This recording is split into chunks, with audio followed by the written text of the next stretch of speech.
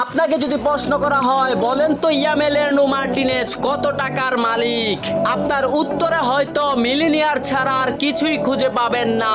কিন্তু আপনি শুনলে অবাক হবেন, এমন একটা সময় মার্টিনেজের ছিল যে একবেলা না খেয়েও থাকতে হতো।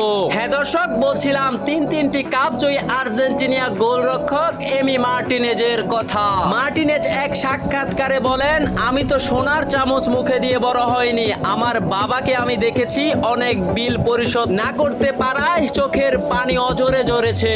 আমি তো এমন এক সময় পেরিয়ে এসেছি, রাতের এক বেলায় আমার না খেয়েও থাকতে হয়েছে। সেদিন আমি শপথ নিয়েছিলাম কোনো এক সময় আমি আমার পরিবারের দায়িত্ব নেব।